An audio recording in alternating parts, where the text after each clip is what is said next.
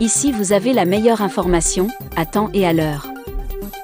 Mais avant de commencer, n'oubliez pas de vous abonner pour plus d'actualités africaines et du monde entier.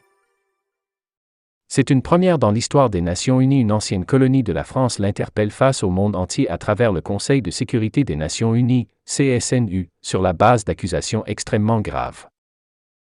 Le Mali est le pionnier dans la manifestation de plusieurs symptômes qui caractérisent la débâcle de la métropole dans ses anciens précarés. L'affaire est surréaliste. Après plusieurs mois de tension entre les deux pays, le clou du spectacle s'avère être cette accusation de violation de la souveraineté du Mali et de soutien direct au mouvement terroriste contre ce pays. Sans s'attarder sur le dossier d'accusation, nous laissons le soin au CSNU. Nous préférons analyser brièvement des faits incroyables survenus publiquement depuis que ces accusations sont rendues publiques. Au lendemain de la saisine de l'ONU, l'État français, avec en tête son chef Macron, pourtant prompt à défendre son pays face à toute accusation, a brillé par son silence. L'occasion n'a pourtant pas manqué pour lancer des pics.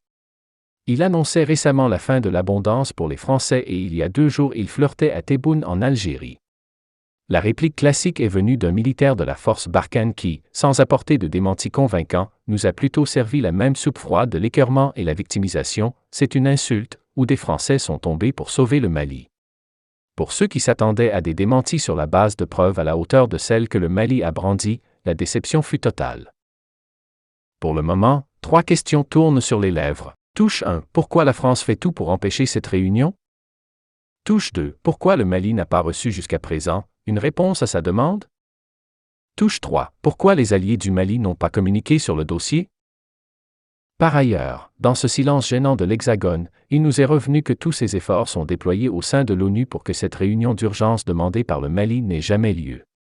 En effet, Paris n'étant pas capable d'affronter ce dossier d'accusation qui s'avère être en béton armé s'emploie toutefois à éviter de rallonger la chaîne des précédents fâcheux pour sa diplomatie internationale.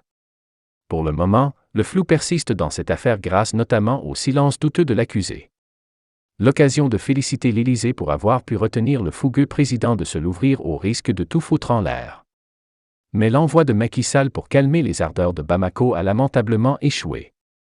Malgré le suspense et le jeu de la montre fait par certains acteurs dans cette affaire, le Mali n'entend pas du tout lâcher l'affaire. Le ministre des Affaires étrangères, Diop, s'est entretenu la semaine passée avec l'ambassadeur de la Chine au Mali sur cette question.